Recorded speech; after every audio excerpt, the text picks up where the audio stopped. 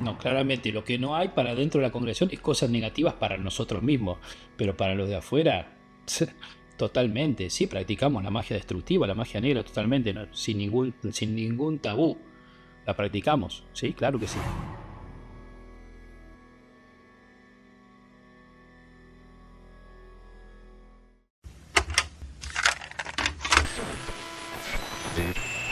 Very serious.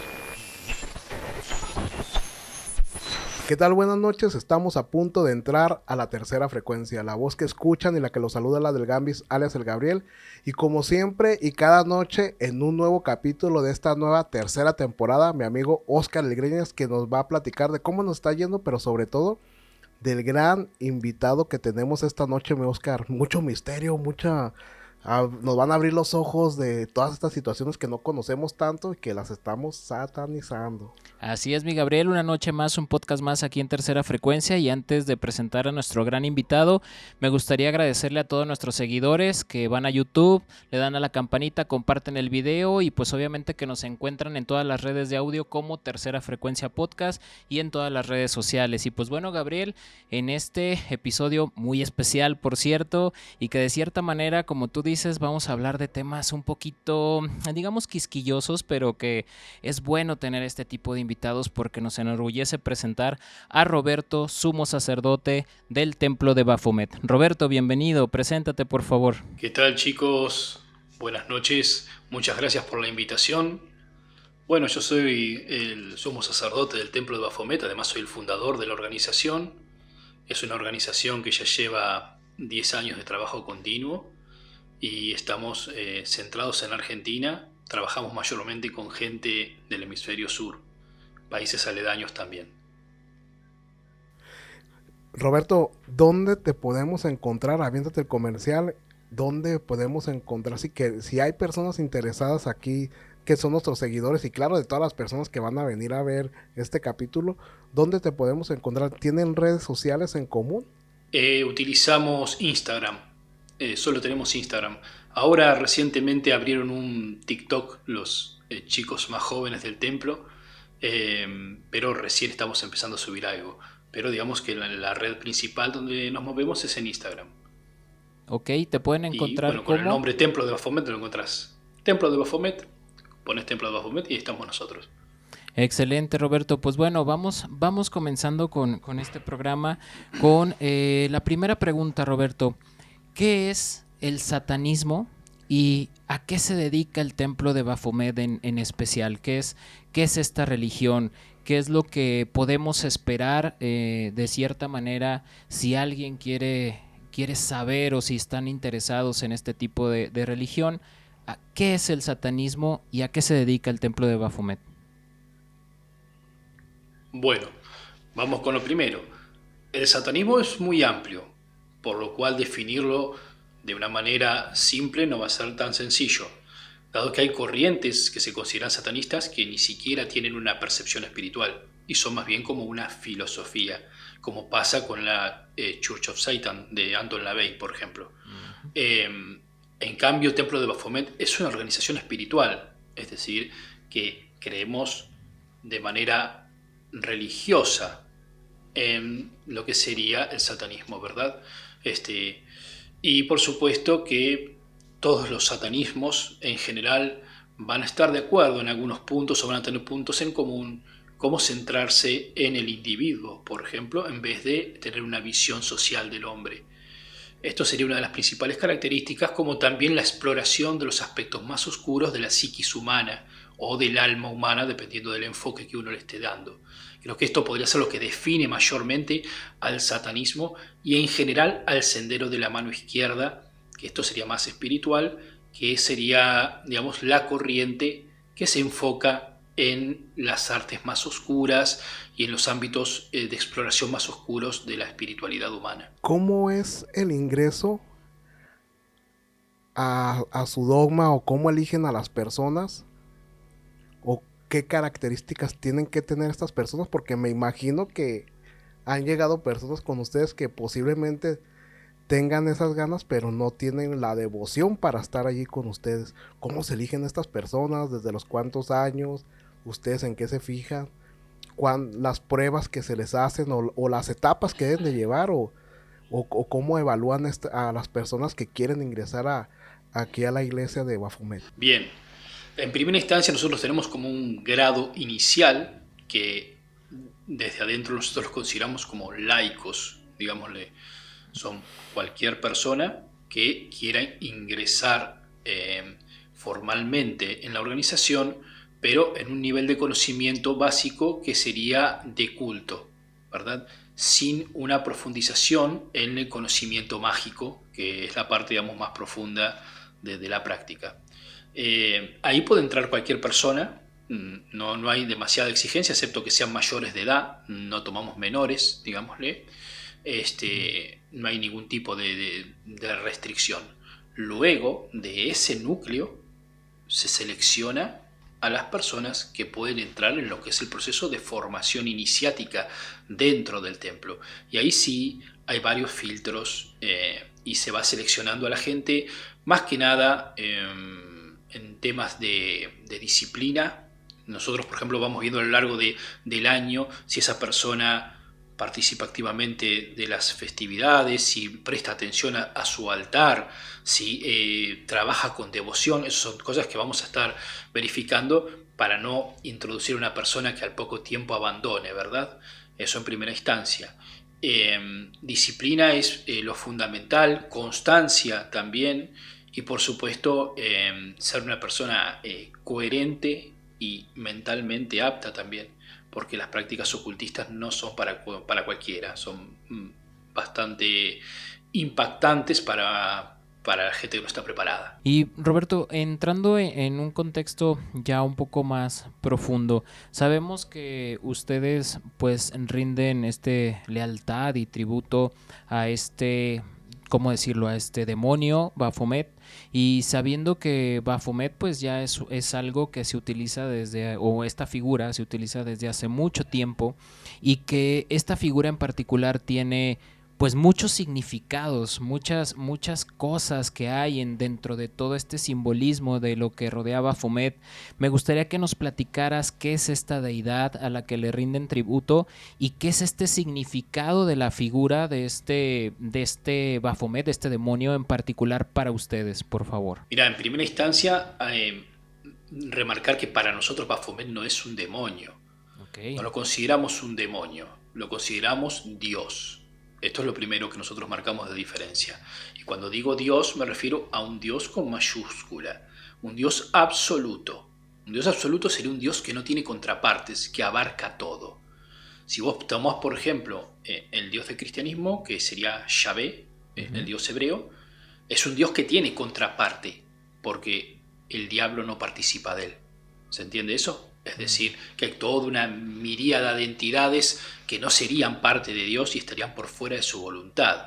Así como también, al ser un Dios teóricamente bueno, benigno, el mal no formaría parte de su obra.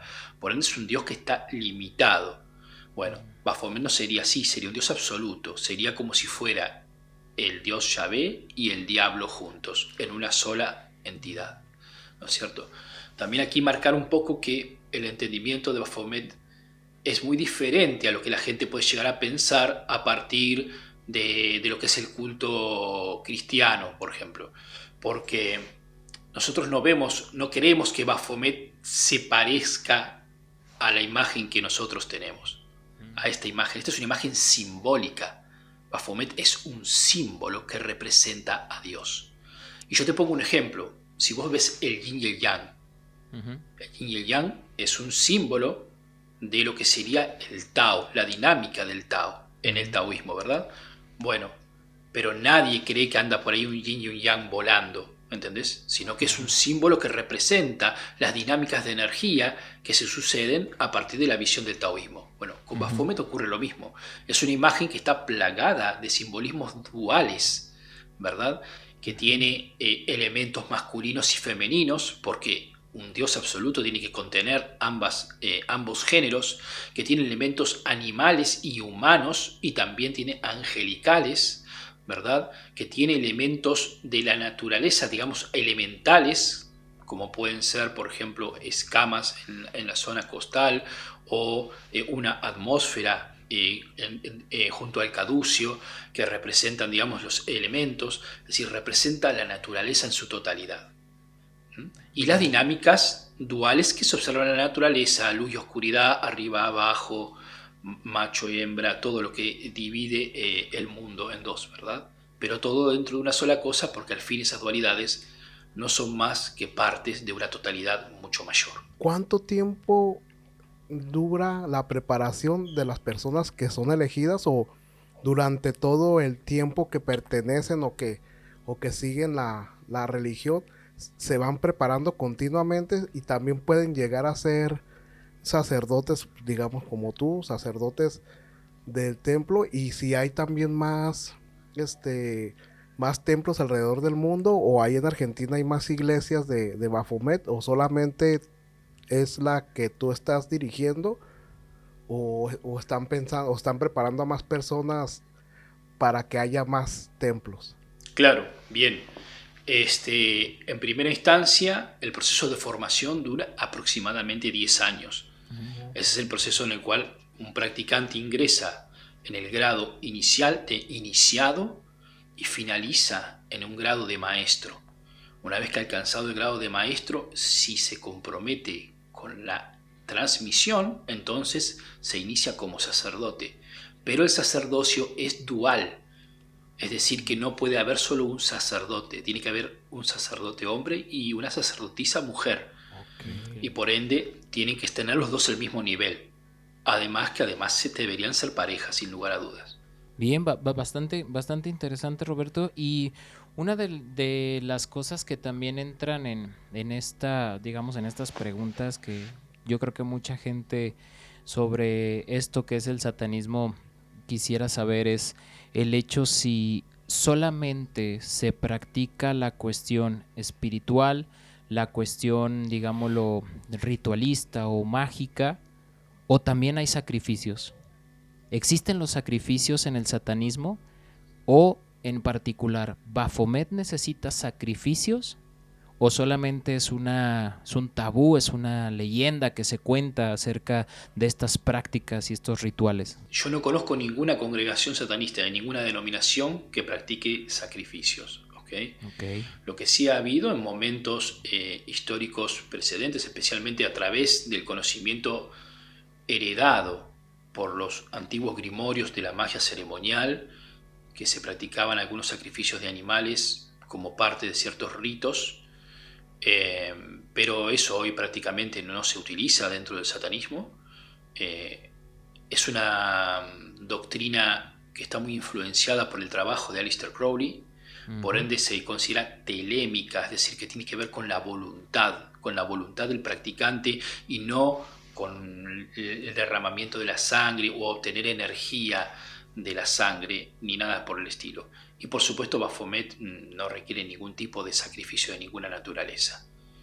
De más está decir, por supuesto, que depende mucho de la corriente. En nuestro caso, nosotros practicamos la alquimia interna, que son técnicas generalmente de origen en el lejano oriente, que sirven para aumentar la energía espiritual, y eso es lo que se utiliza para la práctica mágica. ¿Algún ritual que nos puedas contar, o algún tipo de, pues sí, de ritual que hagan dentro de tu congregación que sea parte de lo que es el crecimiento o parte de lo que es una iniciación? ¿Qué tipo de rituales son los que se utilizan ahí? Bueno, vos tenés por un lado lo que es el culto privado y por otro el comunitario, ¿verdad? En el privado son las prácticas de grado que va haciendo cada miembro a medida que va progresando, pero además esos miembros previamente se van a haber pasado por una práctica de iniciación que se da en un contexto de lo que sería una liturgia. La liturgia sería como nuestra misa, ¿verdad? Esa misa se celebra semanalmente. Todas las semanas nosotros practicamos una misa.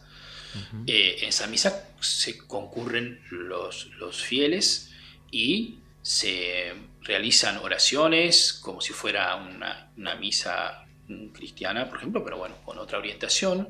Se hace una Eucaristía también y la gente es purificada, se hacen trabajos de purificación y demás. Una persona que se inicia dentro del templo, además hace un acto de iniciación en el cual firma un pacto con la divinidad dentro de un contexto ritual y es ungido por los sacerdotes. En ese pacto rechaza cualquier iniciación previa, incluyendo el bautismo. Digamos que es muy dicho digamos acá en esta parte de México y todo eso, que cuando sigues este tipo de cultos y todo, pues eres una persona pues malvada, ¿no? Eres alguien malo que pues, digamos aquí que que es un país católico y te alejas, así como decimos aquí, de la mano de Dios y te integras a un culto como el que tú estás manejando. La pregunta aquí es, ¿en verdad son malos los que llegan ahí a formar parte del culto? ¿O todos los que conforman el culto tienen que ser personas malas que quieran hacer atrocidades y todo esto? ¿O estamos planteando mal lo que en realidad pasa ahí? Y otra pregunta sería si también Baphomet los castiga. Así como el Ajá. dios hebreo. Sí.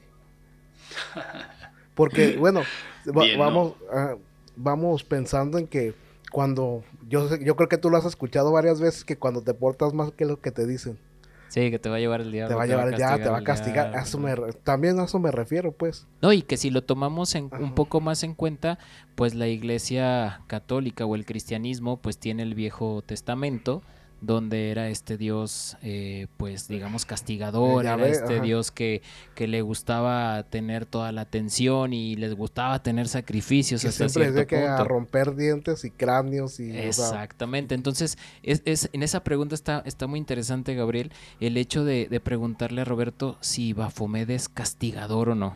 porque él ya lo dijo, es el bien y el mal. Entonces, Exacto. pues debe de tener la corrección, ¿no?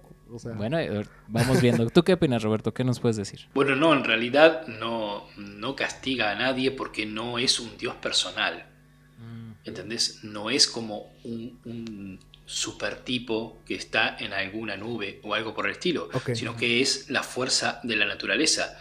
Lo que hace que una persona se sienta castigada es su propia ignorancia, las consecuencias de sus propias acciones, no el involucramiento de un ente superior que está juzgando sus acciones y lo castiga o lo beneficia.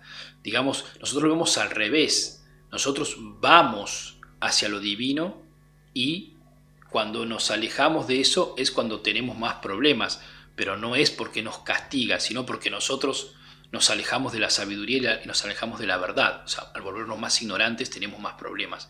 ¿Se va entendiendo? Esa sería la respuesta. Y bueno, por otro lado, lo que vos me preguntabas del bien y el mal, nosotros tenemos una visión trascendental del bien y el mal. Esto por ahí te va a hacer un poco de ruido, pero nosotros no creemos en la naturaleza del bien y del mal. Nosotros creemos que para que exista algo como el bien y el mal, deberían existir acciones buenas o bienes o bondades absolutas y maldades absolutas. Y cuando algo es absoluto, quiere decir que solo puede generar consecuencias malas. O sea, tendría que haber, para que algo sea malo verdaderamente, tendría que ser malo de maldad absoluta. Es decir, que solo genere efectos malos. Y para que algo sea bueno, tendría que ser bueno de bondad absoluta, que solo cree efectos benignos. Sin embargo, cuando uno profundiza, se vuelve sabio, se da cuenta que no hay nada que sea absoluto, ni el bien ni el mal. Entonces, nosotros tenemos una visión relativa del bien y del mal. Claramente, esto en manos de gente criminal se puede tomar como un elemento de incitación o algo por el estilo, pero nosotros generalmente nuestra formación y el tipo de gente que trabaja con nosotros no es gente que esté vinculada a la criminalidad o la marginalidad, ¿verdad? Nosotros aquí tratamos de trascender estas fronteras de lo que está bien y lo que está mal, para ver desde una perspectiva más individual, lo que es bueno para mí, lo que es malo para mí. Ese sería nuestro enfoque. No estamos atados a esa moral social del bien y del mal, porque la pregunta es quién dicta qué es lo que está bien y qué es lo que está mal. Si vos agarrás cualquier cosa que vos digas lo que está bien y lo que está mal, te vas a dar cuenta que en alguna parte del orden social eso se realiza, ¿entendés? Fíjate qué interesante esa Sí. explicación. Eso quiere decir, Roberto, que dentro de las cosas también, pensando en algo en particular, ¿ustedes qué creen acerca de la muerte? O sea, cuando nosotros, por ejemplo, o aquí en México, la población católica sabe que pues hay un cielo y que hay un infierno y que todos buscan que al final de su vida pues ir al cielo, ¿no? Ir al paraíso, que es como nos lo muestran en esta religión cristiana, en esta religión católica. ¿Ustedes qué pasa después de la muerte? ¿Qué es lo que sucede en su visión, como ustedes ven esto en particular? ¿Qué sucede? Platícanos qué es lo que pasa con ustedes después de la muerte. Bueno, nosotros, aunque somos una organización espiritual, y esta es una práctica completa y absolutamente espiritual, eso no quiere decir que creamos que hay un mundo espiritual. Para nosotros espiritual es una forma de ver la realidad, una forma de ver el mundo, a través, digamos, de las conexiones que hay entre las cosas, ¿verdad? En ese sentido, cuando vos planteás la idea de que al morir, ¿qué es lo que sucede? Al morir pasa lo que todo el mundo sabe. Vos te morís y te descomponés. Se descompone tu cuerpo y por ende tu espíritu también se descompone. Nosotros creemos que no hay una vida más allá de la muerte, que no existe el cielo o el infierno, que no hay un más allá, porque eso tendría que implicar la creación de un universo paralelo, ¿entendés? Hecho de, no sé, de alguna especie de materia exótica, energética, pongámosle, de materia energética, al cual una parte de nosotros se desprende y va volando a vivir a ese lugar, o cae a ese lugar a padecer lo que sea, ¿verdad? Pero nosotros no concebimos el mundo así. Para nosotros todos los fenómenos que pertenecen al espíritu también pueden ser vistos desde el punto de vista de la materia, solo que nosotros elegimos verlos desde el aspecto espiritual. Es interesante, Roberto, eso que nos estás platicando. ¿Ustedes qué creen acerca sobre de estas entidades o estos espíritus, como ya lo dijiste? Que, por ejemplo, no sé si ustedes también les haya tocado algún tipo de fenómeno de los que nosotros decimos fenómenos paranormales o fantasmas. ¿Qué opinan sobre eso? Si ven, por ejemplo, a alguien que ya falleció, para ustedes, ¿qué significa eso? ¿Es una aparición? ¿Es una energía que se arraigó? ¿O simplemente es una visión? Porque pues nosotros lo asociamos a más cosas, ¿no? Nosotros decimos, por ejemplo, acá en México, que pues a lo mejor tuvo algún pendiente y que regresó a decirte algo, o que no ha podido ir a descansar, o cosas así. Pero para ustedes, ¿qué es? Porque me imagino que no es solamente un fenómeno que pase aquí en México. Yo creo que en todo el mundo hay energías que se manifiestan, pero para ustedes, ¿qué sería eso? ¿Una aparición? ¿En verdad un fantasma? Si es que ustedes creen en esas situaciones. Totalmente, sí, es totalmente aceptado la existencia de energías espirituales de origen humano. Eh, el tema es que cuando uno interacciona con estas energías se da cuenta que no son una persona, son una parte de una persona. Son un recuerdo, una memoria, una intención, un segmento de lo que una persona fue. Como yo te dije, cuando el cuerpo muere, el espíritu también, pero no es que muere y desaparece, sino que se desintegra progresivamente, igual que cuando pasa con el cuerpo. O sea, vos vas a dejar un cuerpo que se va a ir descomponiendo a lo largo de años. Lo mismo va sucediendo con lo que es la energía espiritual de la persona, ¿verdad? Entonces, algunas partes de esa energía espiritual se van a ir disgregando lentamente y algunas puede que queden con más fuerza y perduren más en el tiempo. Y eso es lo que vos ves. Fíjate, con un fantasma como yo no te podés sentar a tomar un café porque no es una entidad con la que podés tener una conversación fluida, es una idea, un recuerdo, una parte de esa mente de la persona que vivió. Y esos son los residuos que quedan posterior a la muerte de una persona. Eso sería un fantasma. Vaya, Sí, bastante una definición bastante diferente diferente. y coherente, o sea, a un punto que posiblemente nosotros no lo planteamos de esa forma porque, por ejemplo, digamos en nuestra tradición, es como más apuntado a que, como lo dije hace rato, de que posiblemente ese fantasma que puede ser un familiar tuyo, pues tiene algún pendiente o te está buscando para decirte algo o se te manifiesta, digamos, de alguna forma en un sueño, pero bastante interesante, Oscar. Sí, así es. Y fíjate que ya entrando en materia, pues ya un poquito más en esto, me gustaría preguntarte algo, Roberto. Cuando hablamos de demonios, digo que no sé si la definición también sea la correcta, porque pues cuando hablamos de exorcismos y liberaciones y todo esto, eh, se dice pues, y de hecho en los grimorios pues definen a diferentes tipos de demonios, diferente tipo de jerarquía y categoría, pero ¿qué pasa cuando estas entidades llegan a nuestro, digamos, a nuestro plano y tratan de generar una opresión, como lo dice muchas veces la Iglesia Católica y un antiguo exorcista del Vaticano, que es el Padre Amort, plantea muchísimas cosas alrededor de los demonios y una de ellas es la opresión demoníaca, el hecho de que estas entidades tratan de estar dentro de ti para manipularse y alimentarse de tu energía. ¿Tú qué opinas de esto? ¿Existe ese tipo de drenado energético por parte de estas entidades, Roberto? ¿Y si se les puede considerar como demonios, como tal? Mira, el tema de los demonios es bastante complejo y es una de mis principales áreas de estudio. Okay. El tema es que lo que se denomina normalmente un demonio en estos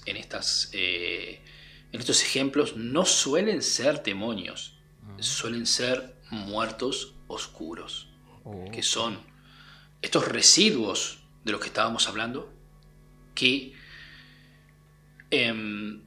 tienen la capacidad de adherirse al cuerpo de las personas y tomar su energía vital para seguir manteniendo su estructura energética. Dado que la energía procede del cuerpo físico, ¿entendés? Es decir, es producto de nuestra alimentación, de nuestra respiración. Cuando el cuerpo físico no está más, el espíritu naturalmente tiene que ir descomponiéndose porque no tiene ninguna fuente de donde obtener energía. Pero ¿qué pasa si esa persona en vida era lo que se denomina un vampiro psíquico? Una persona que se alimenta de la energía de los demás, que aprendió a absorber energía de otras personas. Entonces, ese espíritu, ese fantasma que queda, digamos, ese retazo, se va a adherir a otras personas y va a tomar energía de ahí adentro. Va a absorber energía de esas personas y puede generar ataques sobre las personas si intentan liberarse de ellos, y también además suelen infestar los lugares en los que se encuentran. Pero no sería propiamente un demonio, porque como yo explico, los demonios son entidades de carácter espiritual superior, son ángeles. ¿Se entiende eso? Son ángeles, y los ángeles no entran dentro de un cuerpo, ¿no? O sea, no se sienten a gusto dentro de un cuerpo, porque no son entidades que tengan cuerpos físicos. Lo único que puede adherirse y entrar fácilmente dentro de un cuerpo es lo que antes fue una persona, ¿entendés? Lo que antes fue un humano. Pero un ángel es una criatura inconmensurable y no entra dentro de un cuerpo. No tiene capacidad para meterse dentro de un cuerpo y querer vivir adentro del cuerpo de fulanito o menganito. No es verdad, no es así. Lo que sí puede ocurrir es que a veces los demonios, estas entidades que nosotros estamos hablando, estos ángeles, que puedan llegar a tener un asunto personal con alguien, esto puede suceder especialmente si hay trabajos de magia relacionados en el medio. Wow, bastante interesante en ese sentido, porque pues la creencia es muy dada a pensar que son demonios estas entidades que entran en el cuerpo, ¿no? Y que que tienen que ser expulsados. En cuanto a estas situaciones, por ejemplo, hablando de estas entidades, es verdad también que hay diferentes categorías y que muchas de las veces tienen como a un ejército, ¿no? Detrás de ellos, dependiendo el demonio que es. En este sentido, Roberto, estos ataques que llegan a sufrir algunas personas o que ustedes también pueden ser hasta víctimas de estos Ajá. ataques, no sé si también ustedes tengan este tipo de ataques energéticos o ataques por otras entidades, pero este tipo de ataques quiere decir que no son demonios, sino son algún tipo de energía humana que quedó ahí rezagada y que son ellos los que tratan de buscar este tipo de absorción energética. ¿Es lo que entendí de esta manera, Roberto? Correcto, correcto. Y mira, yo te voy a poner un ejemplo. Dentro de lo que es la práctica, por ejemplo, de la medicina china tradicional, Uh-huh. la antigua, existe un tipo de ritual de exorcismo Oh. que se llaman los puntos diablo o los puntos fantasma, Oh. que consiste en introducir y extraer agujas en determinados puntos de acupuntura del cuerpo Ok. para hacer salir al fantasma, lo cual el practicante de esta técnica, tiene que entablar una conversación con ese fantasma para hacerlo salir, porque generalmente si se ha adherido a la persona es o por alguna deuda del pasado o porque alguien se lo ha mandado. O sea, que fíjate vos que en Oriente, por ejemplo, piensan muy similar a lo que pensamos nosotros. Lo que pasa es que la cosmovisión cristiana establece que las almas de los humanos no andan dando vuelta por aquí o por allá. O van al cielo, o van al purgatorio, o van al infierno. Entonces, si a alguien se le adhiere una energía, debe ser un demonio, no puede ser un humano. ¿Entendés? Cuando en realidad en otras culturas lo que más se asocia es justamente la incorporación de las energías de los espíritus humanos. Esto sería lo más común en las religiones universales. Ok, ok. Y por ejemplo, entonces, ¿es verdad o es mentira que cuando se hace un exorcismo, entrando a los exorcismos, sabemos que, por ejemplo, la Iglesia Católica en especial utiliza el ritual antiguo romano? Y dentro de este ritual antiguo romano, parte de lo que dicen muchos sacerdotes como el padre Fortea, el padre Amort, que ya falleció, ellos lo que dicen es que se necesita saber de cierta manera o tener una charla con este demonio o saber el nombre del demonio, pensando todavía en demonios, para poder ser expulsado. ¿Es verdad que se tiene que tener esta conversación? ¿Es verdad que tenemos que saber este nombre para poder ser expulsado? ¿O simple y sencillamente se ha pues romantizado de cierta manera estas prácticas para verse más impresionantes, ¿no? Sobre todo a nivel Hollywood, ¿no? Que es lo que nos deja como más impactado. Pero, ¿tú qué opinas? ¿Es verdad que se tiene que tener esta conversación directa con esta entidad o saber el nombre de la entidad para poder ser expulsada? ¿O es totalmente una mentira? ¿O tú qué opinas en base a tu experiencia? Claramente cuando se habla de la invocación de espíritus, digamos, superiores, ya sean los llamados celestiales o infernales, digamos, ángeles o demonios, para nosotros en realidad son parte de lo mismo, sí que por su nombre vos podés llamarlos y los podés comandar si conocés, digamos, ciertos aspectos de la ciencia mágica. Ahora, que vos necesites el nombre de la persona para separar, o del nombre del demonio, entre comillas, para separarlo del cuerpo de una persona que está siendo incorporada, eso no es necesario. No es necesario, no se puede sacar por otros métodos. Como bien te decía, por ejemplo, como sucedía en la práctica de los 13 puntos fantasmas que Uh-huh. se trabaja en el taoísmo chino, por ejemplo. No está esta idea de que demonio, dame tu nombre y Uh-huh. echarle agua bendita para que el demonio se retuerza en el interior y decida decirte el nombre.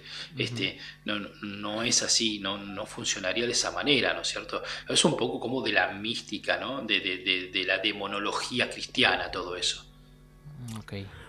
Oye, Roberto, ¿estás tú como dirigente de esta iglesia y todo, tú estás facultado para practicar en dado caso que se presentara algún tipo de situación como decimos nosotros, de que se le metió un demonio, como decimos acá en México, que todos decimos que son demonios, pero por Sí. ejemplo tú aquí ya nos estás, pues, Orientando. orientando en otro punto sobre que son energías residuales que se empiezan a alimentar de uno que se le pegan, pero en este caso, ¿tú estás facultado para practicar un exorcismo? ¿Y qué tipo de cosas, si es que los practican o les ha tocado alguna situación? ¿Cuáles son los artilugios o las oraciones que ustedes usan si es que se puede saber y si es que las usan? Porque a lo mejor pues no es como que le eches, como dijo ahorita, el agua bendita y, Sí, sí, sí. y así, ¿no? Bien, bien, bien. Sí, por supuesto que está la posibilidad de hacer lo que se llama un exorcismo, claro. De hecho, en la magia es recurrente exorcizar, es decir, hacer que el espíritu que se ha convocado se retire del lugar al cual ha sido convocado. Y por ende, si una persona tiene incorporado un espíritu, este puede ser extraído, liberado, digámosle, con las prácticas adecuadas, pero también esto se puede hacer dentro de una vivienda. Si por ejemplo una vivienda está infestada, ocurre lo mismo también. Nosotros no utilizamos el ritual romano porque sin lugar a dudas no creemos en la Trinidad, no creemos en el Padre, el Hijo y el Espíritu Santo, no tiene ningún significado para nosotros. Utilizamos otros símbolos, utilizamos otras herramientas y en general tendemos a trabajar de una manera menos ofensiva. Es decir, no de insultar o querer expulsarlo Sí, a ya patadas sé. o algo por el estilo, sino que buscamos la manera de limpiarlo, de sacarlo limpiamente, por decirlo de una manera. Este, los rituales se utilizan, digamos, distintas herramientas. Se utiliza, por ejemplo, el agua consagrada también. Nosotros, de hecho, nosotros en nuestras prácticas regulares usamos lo que sería el agua bendita del sacerdote, pero nosotros la usamos con sal, como se usaba tradicionalmente, y de hecho en los exorcismos de la Iglesia Católica se utiliza todavía el agua consagrada con sal. Es el agua que usamos nosotros regularmente, digamos, ¿no? Además también incensamos y otras cosas, pero podemos utilizar sellos y demás para sacar un espíritu de dentro de un cuerpo. No recurrimos, digamos, a amenazarlo en el nombre de Jesús ni nada por el estilo. Y Roberto, de hecho sí lo hemos hecho. Roberto, cuando hablamos de sellos, ¿te refieres a algunos tipos de símbolos? ¿A eso te refieres? Exactamente, sí, exacto. Eh, Hay una larguísima tradición de simbología mágica en Occidente, mayormente procedente de grimorios de la Edad Moderna, y algunos medievales, y estos pueden ser utilizados para distintos propósitos, ¿verdad? Vaya, no, pues bastante interesante en el sentido de Mucho. que el contexto es muy diferente Ujú. a lo que, pues te digo, vienen pues, practicando la Iglesia Católica. Otra de las cosas que me gustaría preguntarte, entrando en contexto de los temas que tocamos aquí en el programa, Roberto, sería, ¿han tenido ustedes hay alguna historia, hay algo dentro de todos estos años que llevas que nos puedas platicar acerca de, no sé, por ejemplo, algún ritual mal hecho, alguna complicación en una persona que has tenido que intervenir, alguna situación, ahora sí que válgame la redundancia, demoníaca o de otro ente, un ataque diferente hacia ustedes o hacia alguno de tu congregación que hayas tenido que actuar? ¿Hay alguna historia fuerte ahí? ¿Hay algo que nos quieras compartir? Sí, tengo un montón de historias, sin lugar a dudas. Eh, Durante algunas prácticas, por ejemplo, ahora sí con demonios, Ujú. eh, algunas personas pueden incorporarlos. Algunas personas los pueden incorporar. Generalmente es personas hipersensibles, es decir, personas como los medium. Ujú. Los medium que normalmente suelen incorporar espíritus difuntos, digámosle, estos espíritus residuales, si invocan a una entidad demoníaca, por ejemplo, pueden incorporarlo. Eh, si esto sucede, el demonio ingresa dentro del cuerpo y se comunica hacia afuera. ¿Mm? Pero Ok. no permanecen dentro del cuerpo. En estos casos, bueno, mi señora, que es la suma sacerdotisa del templo, Ujú. ha incorporado demonios de alto rango y verdaderamente han sido espectáculos bastante interesantes, que uno, como les digo, cuando vos lo ves, te das cuenta claramente que hay algo distinto ahí, porque la persona sufre transformación que no puede ser descrita como algo netamente físico, sino que cambia su energía, su presencia cambia, sus modismos cambian, su manera de mirar cambia, su manera de hablar cambia. ¿Mm? Pero para esto se requiere de una persona, digamos, hipersensible a las energías espirituales, que sea capaz de incorporar, de permitir que la energía del demonio que se conecta aquí penetre hacia el interior del cuerpo y tome control de su sistema nervioso, por decirlo de una manera, ¿verdad? En cuyo caso, y esto es una pequeña, un pequeño salvavidas que si una persona está sufriendo una incorporación, lo que hay que hacer es cerrarle la coronilla con la mano. Okay. Con poner la mano sobre la coronilla ya cortás parte de esa incorporación. No sigue conectado, ¿entendés? Poner la mano sobre la coronilla ya ayuda a que eso se cese esa incorporación. Una vez que la persona queda succionada, pegada al espíritu, empiezan como a incorporarlo progresivamente y puede tener alguna especie de incluso de convulsión y demás, o incluso puede llegar a perder la conciencia, a desmayarse. De hecho, ha pasado, lo he visto yo mismo, que la persona de repente se desmaya, queda tirada y vuelve en sí, pero con otras características. Wow. Y es verdad entonces, digo, no lo sé al 100%, pero entonces quiere decir que el hecho de que, por ejemplo, tú como lo dices, el tapar la coronilla, cortas esa comunicación. Entonces es como similar a lo que hacen también los sacerdotes cuando hacen este tipo de exorcismos, que ponen la mano en la frente de la persona o en la cabeza de la persona mientras están haciendo la oración. O sea, sería como el mismo principio. Exacto, sería el mismo principio, exacto. La coronilla sería la puerta del espíritu. Okay. Por ahí ingresan todas las energías espirituales. Entonces, al colocar la mano arriba, tenés que saber hacerlo, por supuesto, ¿no? Pero digamos que al colocar la mano arriba con conciencia y percepción, vos creas como una barrera que impide que la energía espiritual que estaba incorporando se conecte plenamente y ahí se libera. Con eso lo podés liberar. Ok. Bastante interesante, Gabriel. Bastante interesante. Y esto se pone bueno, se pone cada vez más bueno. Sí, definitivamente son cosas, o sea, son elementos nuevos para nosotros en muchas cuestiones, porque de repente a veces estos rituales que nosotros los conocemos de una forma, y por eso le hice la pregunta que si ellos también practicaban los exorcismos, porque nos llama mucho la atención de que ellos también pueden sufrir un ataque demoníaco o un ataque de alguna energía, pero también en este caso tienen palabras exactas o palabras claves con las que se empiecen a comunicar con estos entes que están, o digamos con estos demonios que están dentro de una persona, o qué tipo de oraciones ustedes usan, o cómo es eso, o en los rituales que tienen los libros que ustedes estudian del ocultismo, vienen cómo expulsarlos, cómo es este procedimiento.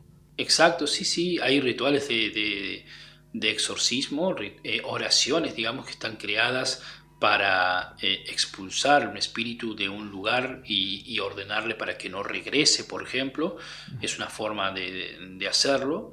Y aquí hay algo que quiero decirte, porque esto sí que te voy a decir, cuando te comente esto no lo vas a poder creer, pero una persona puede verse afectada no solo por demonios ni fantasmas. Nosotros hemos visto influencias de santos, influencias a ver, platícanos, a ver, cuéntanos. Eso de los santos creo que sí nos dejó impactados. ¿Tú has visto que ha habido una influencia por parte de algo religioso, por así decirlo? Claro que sí, hasta del mismo Jesús lo hemos visto con nuestros propios ojos. Okay. Por ejemplo, ver una especie de imagen, o sea, porque vos tenés que entender que, por ejemplo, ¿qué es un santo? ¿Qué es un santo? Para el cristiano, un santo es una persona que tuvo una vida de santidad, obviamente guiada por el Espíritu de la Santidad, el Espíritu Santo en vida, y cuando murió ascendió a lo más alto del cielo junto a Dios, y que consecuentemente desde allí opera como un intermediario entre Dios y los hombres. Esa es la idea que tienen los cristianos. Nosotros ahora, bueno, no somos cristianos, entonces lo vamos a ver de otra manera. El culto de los santos es un culto necromántico, ¿ok? O sea, lo que practican en la Iglesia Católica es necromancia, es culto a los muertos. Y de hecho, observa que en las prácticas de los cultos de los santos hasta se conservan restos físicos de las personas, algo muy común en las prácticas de necromancia. O sea, que no habría ninguna diferencia entre lo que hace la Iglesia y lo que hace, no sé, algún seguidor de una religión afro, por ejemplo, que conserva un resto óseo de una persona, ¿me entendés? La realidad es que la única diferencia es, digamos, el estatus que tiene la Iglesia. Si lo vemos de esa manera, entonces estos santos son lo que realmente eran esa persona, o es también lo que la gente creía de ellos, lo que la gente a lo largo de siglos fue alimentando respecto de esto. Nosotros decimos que son fantasmas engordados a rezos. Es muy despectivo, pero bueno, yo soy satanista. No, bueno, pero se Sí, entiende. los santos son fantasmas engordados a rezos. Son personas que murieron, que se les fue adosando energía producto del culto popular. ¿Entendés? Entonces, digamos que son entes energéticos, no son la persona que fueron, son entes energéticos. Y esos entes energéticos pueden ser comandados por medio de oraciones y cosas por el estilo. Entonces, por ahí pasaba, por ejemplo, te pongo un ejemplo. Nosotros tenemos una chica dentro del templo que tiene una mamá que es tremendamente católica, ultraconservadora, y por supuesto está totalmente en contra de sus prácticas, le ha hecho todo lo posible para que no lo haga. Bueno, esta chica muchas veces venía con energías adosadas, con la que tomaban la imagen de Jesús o tomaban la imagen de algún santo y se le adherían a las piernas, ¿me entendés? Que era un poco que esta energía que generaba la propia madre e incluso algunos otros devotos que rezaban por ella para que encontrara el camino hacia Cristo y cosas por el estilo. Entonces aparecían estas energías, nosotros las exorcizábamos, las sacábamos, por supuesto. Wow. O sea, ella llegaba con esta energía, digámoslo de cierta manera, esta energía de estos santos, de esta, pues, cristianos, por así decirlo, Sí. Entonces, de una manera más católica, llegaban adheridos a ella y cuando ustedes lo veían, se aferraban a ella y ustedes la liberaban hasta cierto punto.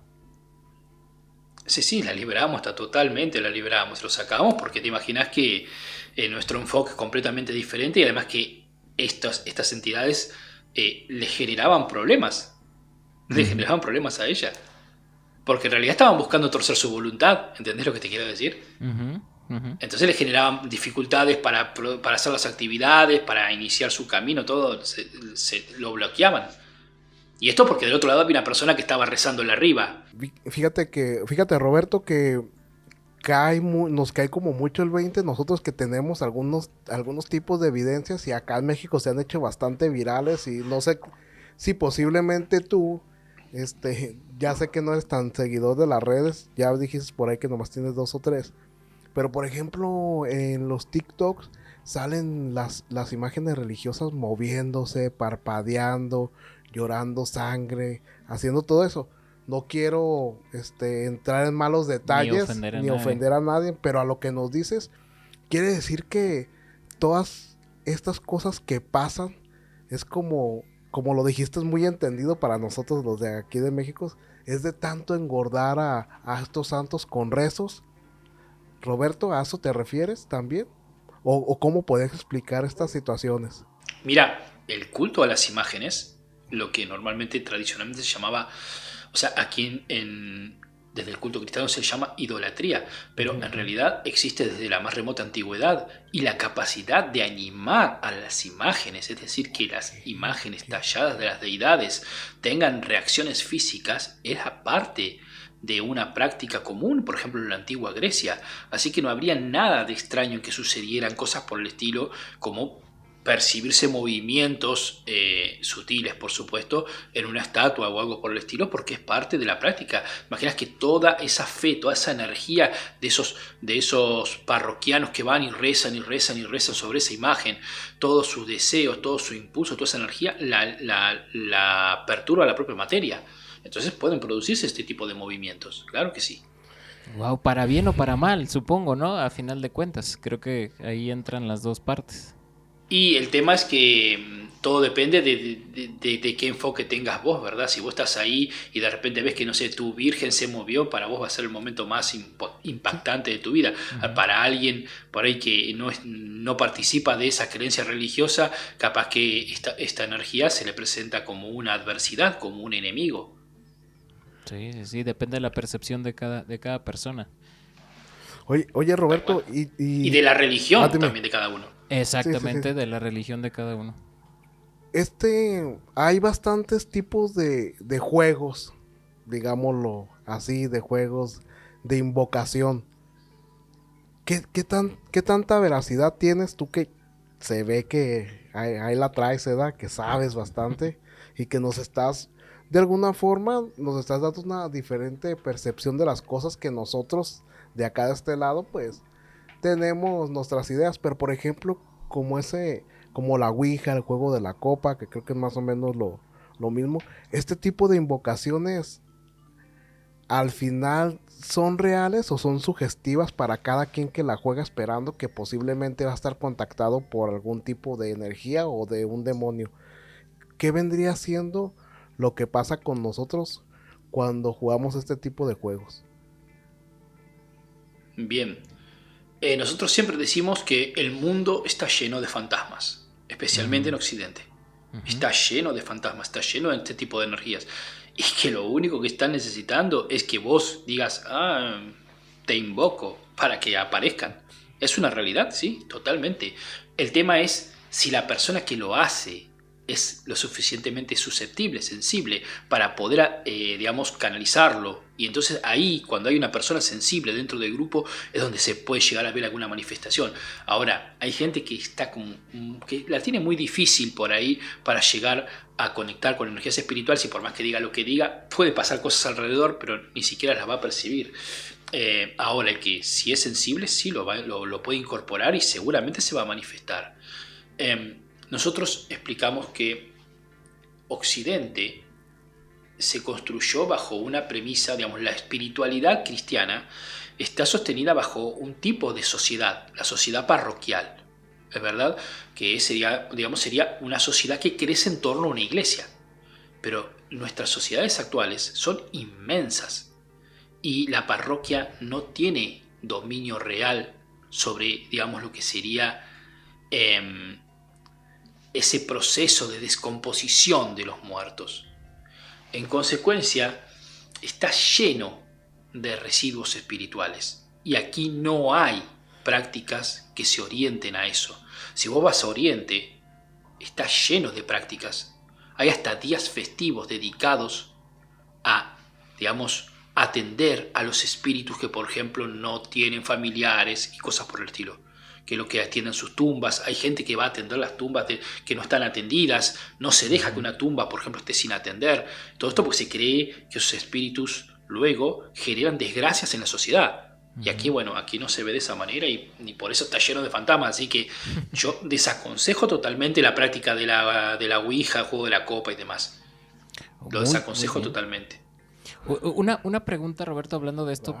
para cerrar con el tema de la Ouija y esto. Fíjate que últimamente, y esto lo voy a decir abiertamente, últimamente han salido muchos programas y han salido muchas personas que juegan a la Ouija o este tipo de rituales de evocaciones o invocaciones, pero le agregan el toque de lo que viene siendo un lenguaje, una lengua muerta.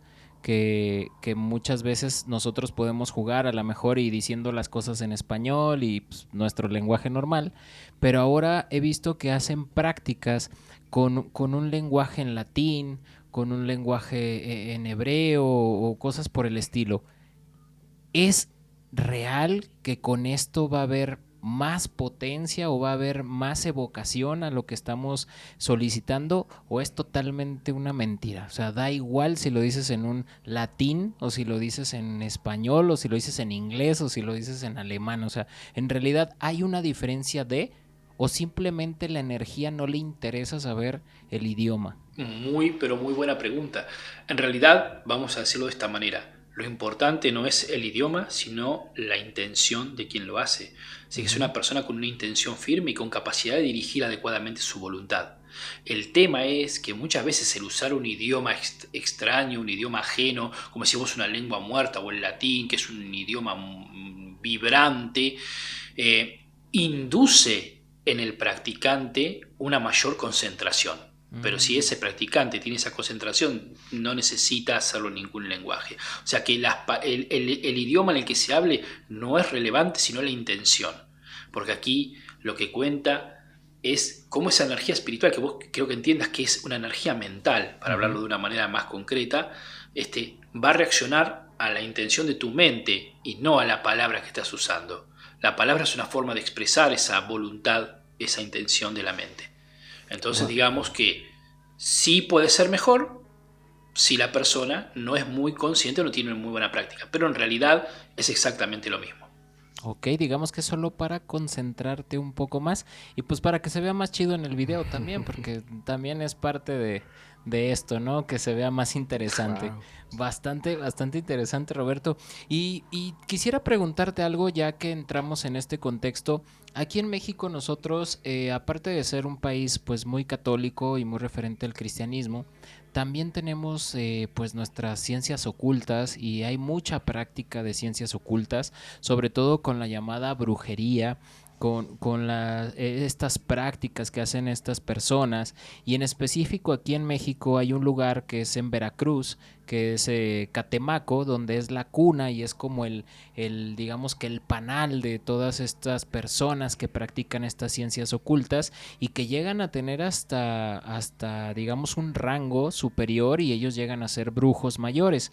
En este punto ellos también pues hacen rituales y hacen pues invocaciones y hacen cierto tipo de magia, pero fíjate que hay algo muy curioso que tenemos aquí, que es la llamada Cueva del Diablo. Y la Cueva del Diablo es precisamente el hecho de que se practica un ritual de pacto, donde meten a esta persona a este lugar y se supone que tiene el contacto directo con esta entidad demoníaca, con la cual va a hacer el pacto y le va a conceder lo que quiera. Mi pregunta aquí, y esto pues digo, obviamente lo digo de manera informática, lo digo de manera Sí, ignorante, porque luego nos van a comer, pero ¿es verdad que un demonio o que un pacto te puede dar lo que tú quieras? No, no es verdad. En realidad, los pactos son una realidad, los pactos demoníacos son una realidad y son una práctica, digamos, de alto nivel dentro de ciertas corrientes de demonolatría, ¿verdad? Lo que los demonios tienen sus oficios y otorgan algunas habilidades. Okay. Lo que un mago que está centrado en ese tipo de trabajo de culto donde hace pactos va a adquirir determinados conocimientos, pero no existe eso como voy a firmar un pacto con el diablo para ser, no sé, el mejor guitarrista del mundo. Eso, Sí. o sos un buen guitarrista o no hay demonio que te ayude. ¿Se entiende eso? Uh-huh. Lo que podés adquirir es conocimientos. Sí, podés adquirir conocimientos e incluso algunas habilidades.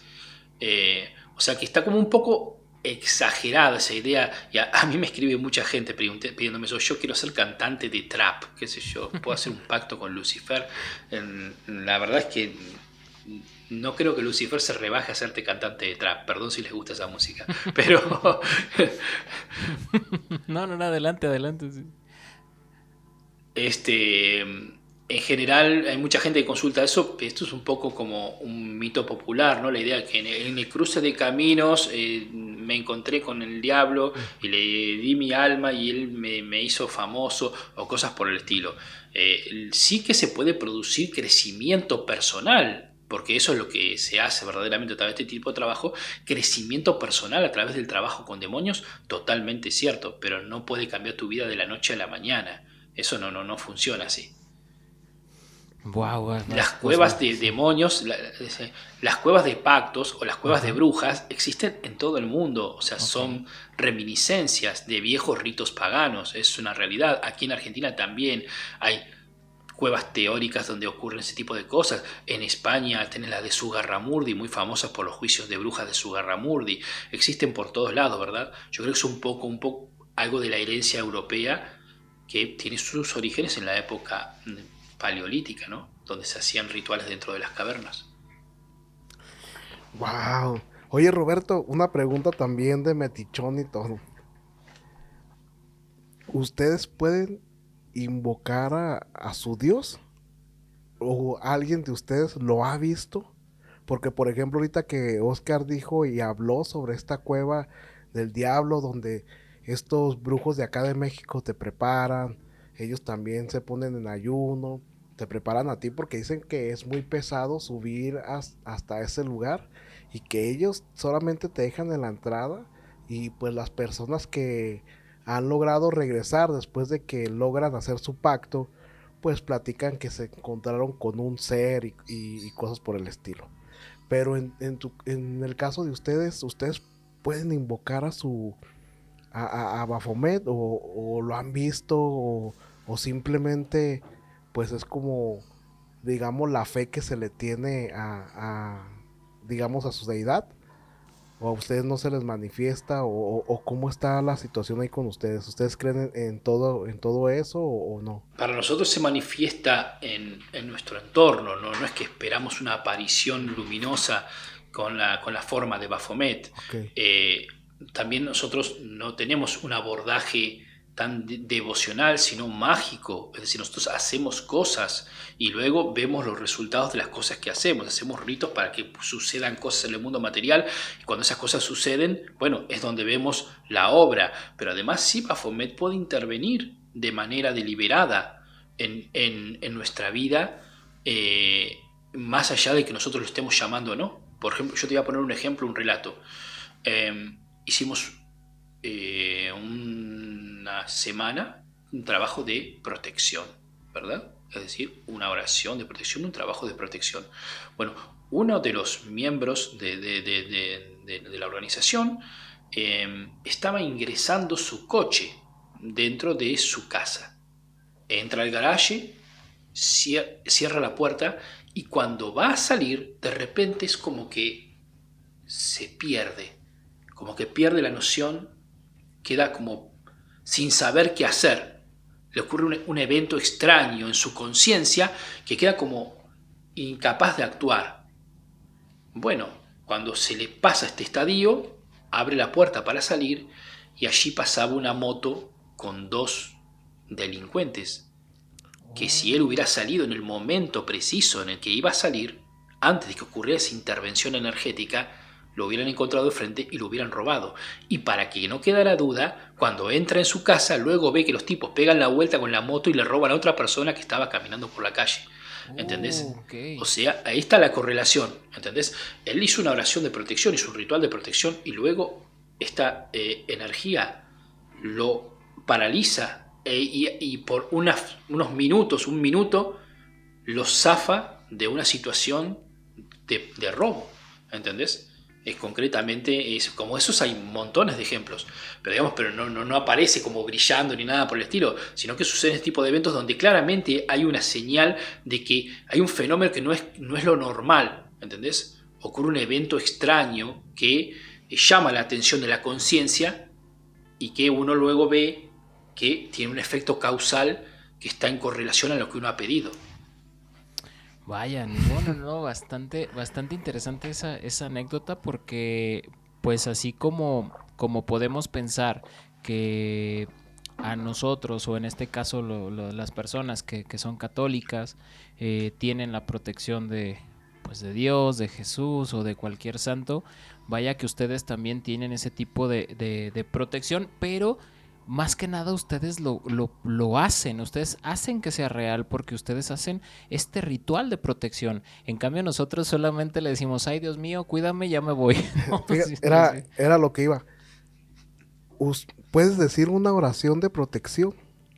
Si se puede decir, ¿verdad? Si no se puede decir, no. No puedo. Okay. No puedo porque son de grado inicial. Wow. O sea, no están publicadas, no las vas a encontrar en ningún lado. No. Las tenemos reservadas para la gente de adentro. No, está bien, está bien. Está Me bien, quedé no, con no la- te es que, bueno, me quedé con la idea de cómo es la oración, ¿verdad? Sí, sí, sí. Porque pues uno ya, como dices tú, uno sale y, no, Diosito, ya me voy a chambear y todo, y que me vaya bien, y ya vas caminando y vas mentando madres y todo, ¿verdad? Sí, sí, sí, sí, sí, sí, O claro. sea, Pero no, no, no, wow. bastante interesante. Y fíjate, bueno, cambiando un poquito de tema y pasando a otra cosa, Roberto, hablando de los grimorios, por ejemplo, del grimorio de Salomón. Hay demonios, pero también hay ángeles que se pueden invocar y hay arcángeles que se pueden invocar. ¿Ustedes también invocan estas entidades o en realidad solamente trabajan con otro tipo o no sé, por decirlo así, con demonios nada más, o también O pueden con, trabajar con algo divino? ujú, o con la guía de sus libros Exacto. que ellos tienen, ¿no? El grado de mago, el primer grado de mago, comienza con el estudio de lo que es la clavícula de Salomón Ujú. y, por supuesto, con la realización e invocación de cada uno de los espíritus que corresponden a ese... Son ángeles, ángeles planetarios, ¿verdad? Con cada Ok. uno de los espíritus que corresponden a ese grimorio. Es Ujú. decir, que antes de trabajar con demonios, se trabaja primero con ángeles, Oh, ok. porque son menos peligrosos, Sí, sí, son claro. más obedientes, Ok. son como un soldadito. No van a hacer lo que vos quieras, van a hacer aquello que pueden hacer, pero no son mentirosos, ni te van a tratar de engañar, ni nada, y los demonios sí pueden hacerlo. Sí, son medios Entonces, bien. manchados en ese sentido. Bastante interesante. Y otra cosa, Roberto, entrando en, por ejemplo, la Iglesia Católica, o en este caso el cristianismo, pues tiene sus propios mandamientos, tiene sus propias leyes, tiene sus, ahora sí que, pues como mandamientos a seguir para poder ir por el buen camino, por así decirlo. En este caso, existen por ahí unos mandamientos también de la Iglesia Católica que no son precisamente de ustedes como tal, o sea, de Baphomet, de la Iglesia de Baphomet, pero este tipo de mandamientos de la iglesia, o en este caso del satanismo, que son ya vistos y que los puedes encontrar y los puedes leer, y que cuando los leí me di cuenta que son muchísimo más enfocados a la vida diaria, son más enfocados a las cuestiones personales, son más enfocados a que seas una persona más coherente, menos partícipe de la violencia y que hasta cierto punto, como lo diría el onceavo mandamiento, que dice por ahí que si alguien te busca algún tipo de pleito, te alejes, lo omitas, pero si persiste, destrúyelo. Y eso en realidad es algo que pues te puede pasar en cualquier momento, ¿no? A comparación, creo yo, que de algunos de los mandamientos de la Iglesia Católica. ¿Qué nos puedes decir acerca de estos mandamientos y si ustedes en su congregación tienen algunos mandamientos? Nosotros tomamos algunos elementos de la Biblia satánica como una filosofía, que las filosofías son buenas porque a veces bajan un poco las cuestiones más trascendentales al mundo más material del día a día. Y por ejemplo, las reglas satánicas sobre la tierra son de gran utilidad para el día a día, estamos de acuerdo con ellas totalmente. Sin embargo, nosotros no tenemos ningún mandamiento en concreto, creo que lo único que por ahí exigimos es que la práctica sea constante, ¿no es cierto? No tenemos mandamientos determinados, hacer las cosas, esto sí, esto no. No es la forma en que actuamos. Por lo general buscamos el perfeccionamiento personal y por ende cualquier cosa que vaya en contra de eso, eh, tratamos de evitarlo, pero no es porque esté prohibido, sino que porque va en contra de lo que es mi deseo más profundo, que es ser cada vez mejor, ser cada vez más fuerte, tener cada vez más poder. Entonces digamos que cada acción que yo haga en contra de eso, voy a tratar de evitarla. ¿me entendés? Pero no es porque sea un mandamiento, no es que creo que si hago esto me van a castigar o va a ocurrir un desequilibrio energético, sino que yo mismo me perjudico porque me alejo de mis propios objetivos. Eso creo que sería la manera más fácil de explicarlo, ¿no? Y sí que estamos en consonancia un poco con este enfoque de la BEI, que es bastante pragmático para la vida diaria. Sí, así es. No, pues bastante interesante, Roberto. La verdad que nos has estado dejando muy, digamos, muy aclaradas bastantes cosas. Cambiando un poquito ahí fuera del contexto, cuál es la forma en la que se sostiene tu iglesia? ¿Cuál es, cómo trabajan?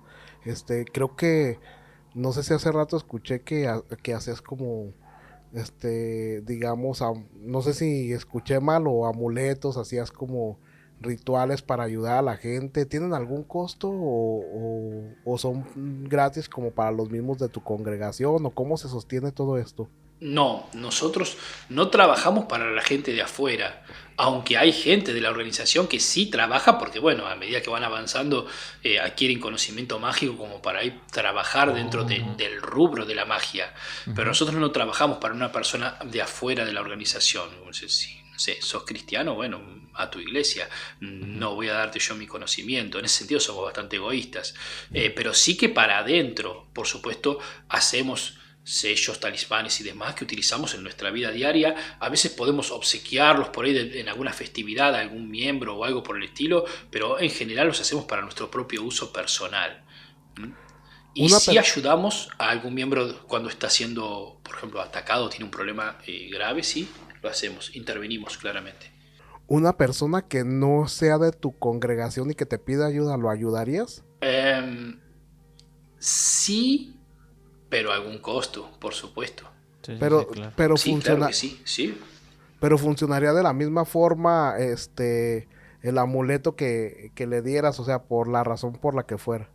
Y no haría eso, no le daría un amuleto, porque la verdad es que si yo te hago un sello planetario, la verdad es que si no lo sabes usar no te sirve de nada. Vos para usar un sello de esa naturaleza tenés que tener otras herramientas mágicas y no es algo que vas a llevar en el bolsillo así nomás y que lo vas a poder usar. Tenés que hacerlo vos mismo, no te lo puede hacer otro. Pero lo que sí podría es ayudar por otro lado con algún ritual o algo por el estilo, sí, sin lugar a dudas. Claro que sí.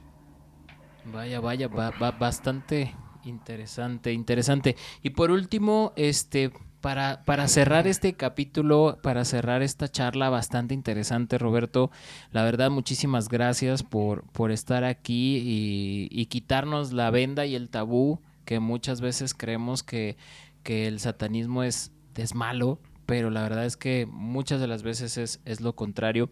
Para terminar esto, me gustaría preguntarte algo muy sincero. Sabemos que Adelante. a pesar de que son, lo podemos decir, es una iglesia satanista, también se practican cosas malas.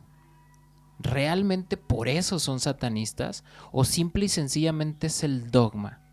Hay cosas, digamos, negativas dentro de la congregación, las cuales se practican, o realmente solamente es el dogma, la sabiduría y la espiritualidad. No, claramente lo que no hay para dentro de la congregación es cosas negativas para nosotros mismos, pero Okay. para los de afuera, totalmente. Sí, practicamos la magia destructiva, la magia negra, totalmente, ¿no? Sin ningún tabú. La practicamos, sí, claro que sí. Nosotros consideramos que la magia es una herramienta. Vivimos en un mundo que está regido por ciertas estructuras materiales y las personas están obligadas a vivir en un estado de sometimiento acorde a su capacidad económica y su poder social. Bueno, nosotros no aceptamos eso. Para nosotros esa estructura es una estructura externa, es una estructura que asociamos al demiurgo, que asociamos al Dios cristiano, que no tiene nada que ver con nosotros, no la reconocemos. Nosotros reconocemos la supremacía del individuo, aquel individuo que es superior a los otros porque tiene mejores cualidades. Si un individuo tiene menos cualidades que el otro, no tiene derecho a mandarlo, no tiene derecho natural. ¿Entendés? Si esa persona se interpone en mi camino, yo no me voy a quedar cruzado de brazos, le voy a sacudir con todo. No voy a iniciar una acción violenta, físicamente violenta, que pueda ser reprimida por la justicia. voy a hacer una acción violenta en el espíritu, donde la puedo hacer, ¿me entendés? Donde yo tengo libertad para actuar, donde nadie me puede prohibir, ¿me entendés? Y sí que le voy a hacer terrible maldición, no me importa. Así que sí, que acabo de contestar tu pregunta. Sí. ¿Hacemos cosas malas? Sí, sí, pero no para nosotros, ¿me entendés? Sí. A mí, yo siempre comento esto, me causa mucha gracia que a veces tenés estos artistas por ahí que, no sé, heavy metal, que eran unos derrapados, drogones quebrados, y que de repente un día, no sé, deciden dejar las drogas y dicen, encontré a Jesús, antes me drogaba porque estaba en poder del diablo. Y la verdad es que no tiene nada que ver. Nosotros no hacemos ninguna de esas cosas porque buscamos nuestra supremacía, buscamos la excelencia para adentro. Pero por eso mismo también, cuando actuamos para afuera, actuamos con contundencia. Si te metes conmigo, te la voy a dar, no me voy a dudar.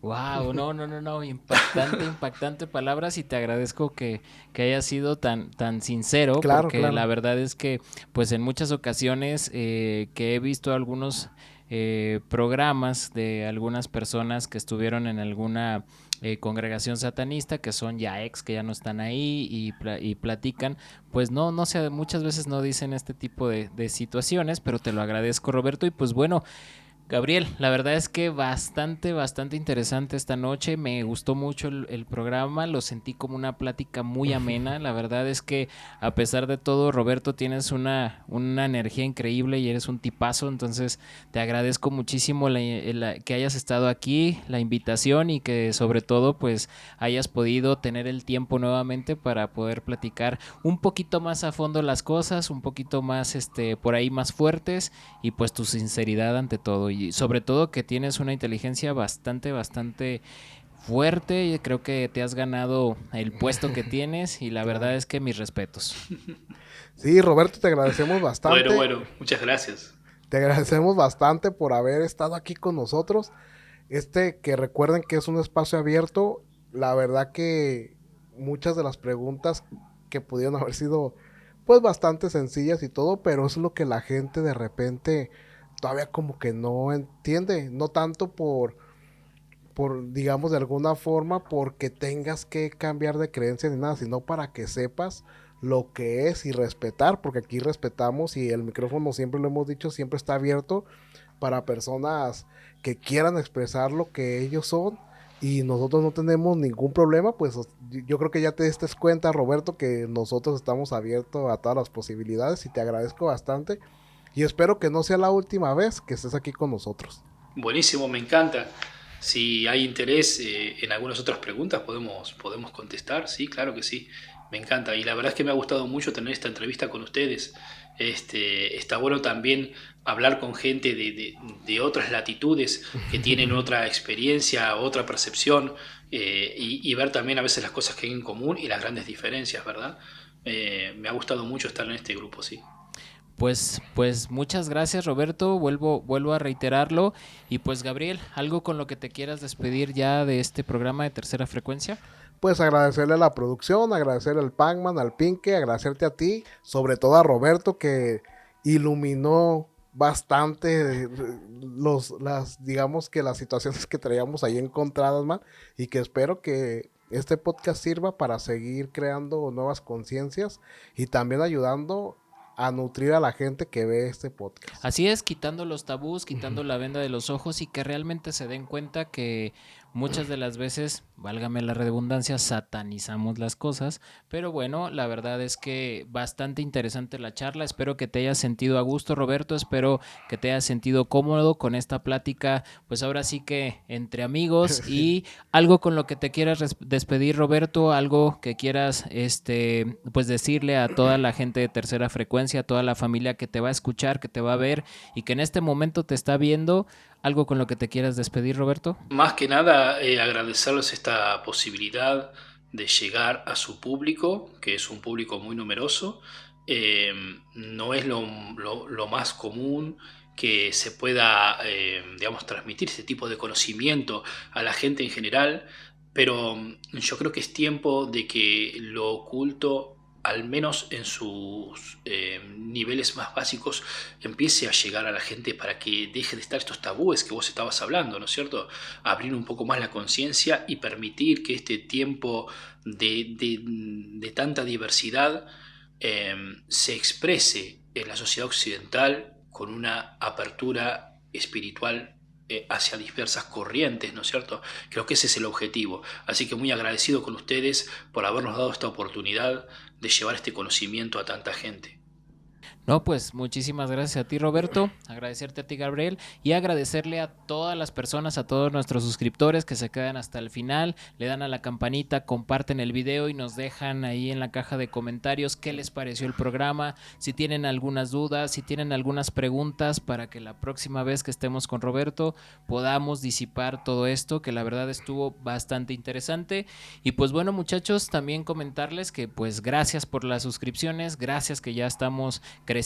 La verdad es que la familia de Tercera Frecuencia cada vez va más fuerte, cada vez más fiel, y pues no olviden que nos vemos como cada martes en un capítulo nuevo. Y ya saben que nos pueden encontrar como Tercera Frecuencia Podcast en todas nuestras redes de audio y video, y si no me equivoco, Roberto, te podemos encontrar también en Instagram como Templo de Baphomet. Correcto, Templo de Baphomet en Instagram, ahí estamos siempre.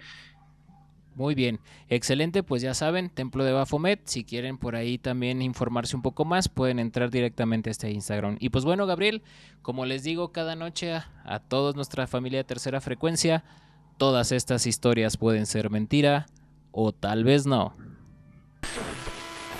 Very serious. Tercera Frecuencia.